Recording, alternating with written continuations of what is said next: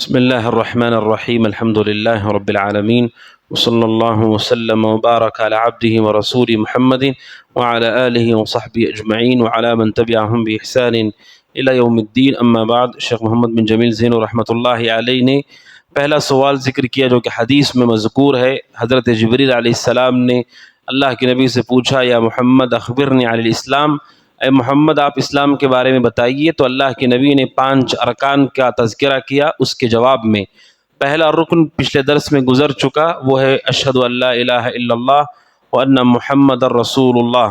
اور دوسرا جو رکن ہے اسلام کا وہ ہے اللہ کے نبی نے فرمایا وتقیم الصلاۃ، کہ تم نماز کو قائم کرو. نماز کو قائم کرو کا معنی کیا ہے؟ شیخ کہتے ہیں تو ادیھا بارکانھا باطمئنان وخشوع، کہتے ہیں کہ اسے ارکان کے ساتھ اطمینان اور خشوع کے ساتھ ادا کیا جائے. یہ دوسرا رکن ہے اسلام کا. اس کا کیا تعلق ہے عقیدے سے؟ نماز کا کیا تعلق ہے عقیدے سے؟ جیسے پچھلے درس میں آیا کہ اگر آدمی کا ایمان مضبوط ہو تو وہ عمل کی شکل میں ظاہر ہوتا ہے. اگر کوئی آدمی نماز کو چھوڑنے والا ہے، نماز نہیں پڑھتا، اس کا مطلب یہ ہے کہ اس کا ایمان کمزور ہے، اور جس کا ایمان کمزور ہے عقیدے میں بھی وہ کمزور ہے. تو یہ جو مشہور ہے اہل حدیثوں میں کہ کوئی آدمی نماز بھی نہ پڑھتا ہو، بالکل توحید اس کی پکا ہے. بالکل یہ تصور غلط اور باطل تصور ہے. نماز کا جو تارک ہے، نماز کا جو چھوڑنے والا ہے، جو نماز کو ادا نہیں کرتا ہے، وہ آدمی کمزور ایمان والا ہے. توحید پر بھی ہے لیکن اس کی توحید میں خلل ہے، نقص ہے، کمی ہے. مکمل توحید والا وہ نہیں ہو سکتا ہے، ورنہ وہ نماز کی پابندی کرے گا. کیونکہ اللہ کے نبی نے شہادتین کے اقرار کے بعد دوسرا رکن اسلام کا نماز کو قرار دیا ہے، اور یہ انسان کا عظیم عمل ہے.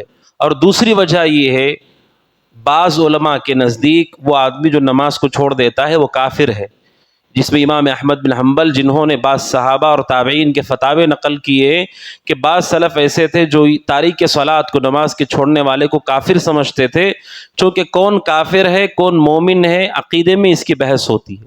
عقیدے میں یہ بتایا جاتا ہے کہ کون آدمی مسلمان ہے کون آدمی مسلمان نہیں ہے. چونکہ اس اعتبار سے بھی کہ بعض علماء کے نزدیک نماز کا چھوڑنے والا شخص کافر ہے، اسلام سے خارج ہے. بلکہ ابھی سعودی عرب کے جو معروف علماء ہیں، جن میں شیخ بن باز رحمۃ اللہ علیہ، شیخ ابن عثیمین رحمۃ اللہ علیہ، انہوں نے اسی قول کے مطابق فتویٰ دیا ہے کہ اگر کوئی آدمی جان بوجھ کر کے عمدن ایک وقت کی نماز کو ضائع کر دیتا ہے، یہاں تک کہ اس کا پورا وقت نکل جائے اور اس نے جان بوجھ کر کے وہ نہیں پڑھی، تو وہ آدمی اسلام سے خارج ہے، اور جتنی اس نے نیکیاں کی سب برباد ہو جائیں گی. اور ان کا فتویٰ یہاں تک ہے کہ ایسے آدمی کو مسلمانوں کے قبرستان میں دفن نہ کیا جائے. یہ فتاوے علماء کے موجود ہیں. امت کا ایک طبقہ ایسے افراد کو اسلام سے خارج مانتا ہے. لہٰذا اس وجہ سے بھی عقیدے کی کتابوں میں نماز کو ذکر کیا جاتا ہے کہ بعض علماء کے نزدیک ایسے لوگ اسلام سے خارج ہے. اس سے پتہ چلتا ہے کہ نماز کا معاملہ انتہائی اہم اور خطرناک بھی ہے، اور اس کا تعلق ہمارے ایمان سے بھی ہے اور ہمارے اعتقاد سے بھی ہے. اور یہ وہ عبادت ہے جو روزانہ کی جانے والی عبادت ہے.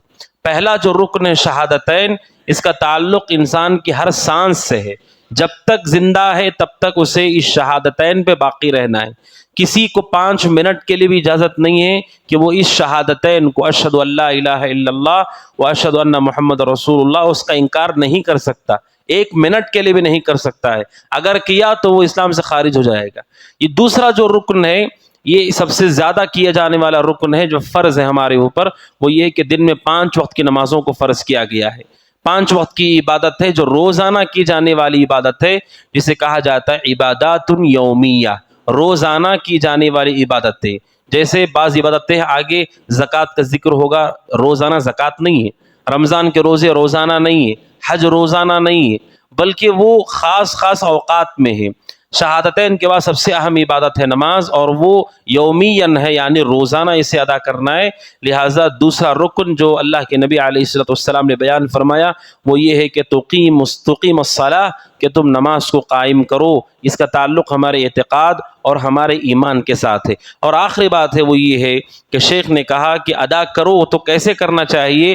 بارکانھا، اس کے مکمل ارکان کے ساتھ، اطمینان کے ساتھ اور خشوع کے ساتھ. ارکان کا بھی علم ہونا چاہیے، اطمینان بھی ہو نماز کے اندر اور خشوع بھی ہو۔ یہ تین بڑی اہم باتیں شیخ نے ایک جملے میں ذکر کی ہیں۔ آدمی کو اگر ارکان کا علم نہ ہو تو کیا ہوگا؟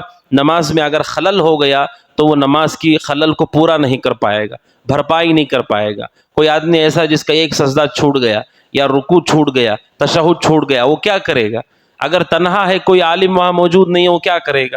اس لیے ارکان کا علم ہونا ضروری ہے۔ پھر دوسرا کہتے اطمینان ہونا ضروری ہے۔ اطمینان بھی ارکان میں سے ہے۔ جو اطمینان سے نہیں پڑھے گا اس کے ارکان پورے نہیں ہوں گے۔ کوئی آدمی ایسا ہے جیسے رکوع میں گیا فوراً سر اٹھا دیا، کوئی ذکر بھی اس نے نہیں پڑھا، سر جھکایا اور اٹھا لیا، اس آدمی کی نماز باطل ہے، کیونکہ اس نے اطمینان نہیں رکھا اپنی نماز میں اور رکن پورا نہیں کیا۔ لہٰذا اطمینان بھی ضروری ہے۔ اور تیسری چیز ہے کہتے خشوع، توجہ کے ساتھ نماز پڑھنا، کہ کوئی آدمی مکمل نماز پڑھ رہا ہے، اطمینان سے پڑھ رہا ہے، ارکان کا بھی علم ہے، لیکن نماز میں اس کی توجہ نہیں ہے، تو پھر جتنی توجہ رہے گی اتنا ہی ثواب اس کو ملے گا۔ اسی لیے حدیث کے مطابق، اللہ کے نبی علیہ السلام کی حدیث کے مطابق، نماز کا اتنا ہی اجر آدمی کو ملتا ہے جتنا اسے نماز کا حصہ یاد ہے۔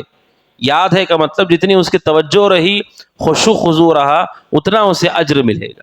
نماز کا فریضہ تو ہو گیا، وہ گنہگار نہیں ہوگا، ہاں نماز تو پڑھ لی اس نے، لیکن اجر و ثواب کے اعتبار سے خشوع خضوع اگر نہ ہو تو اس میں کمی پڑ جاتی ہے۔ لہٰذا نماز کو قائم کرنا یہ ہے کہ انسان علم کے ساتھ ارکان بھی، اطمینان بھی اور خشوع خضوع کے ساتھ پڑھے، تو یہ اسلام کا دوسرا رکن ہے۔ اللہ سبحانہ وتعالیٰ سے دعا کہ اللہ تعالیٰ ہم سب کو نماز پڑھنے، پابندی کرنے کی توفیق عطا فرمائے، ارکان، اطمینان اور خشوع کے ساتھ۔ ھذا وصلی اللہ وسلم علی نبینا محمد وعلی آلہ وصحبہ اجمعین۔ السلام علیکم ورحمۃ اللہ وبرکاتہ۔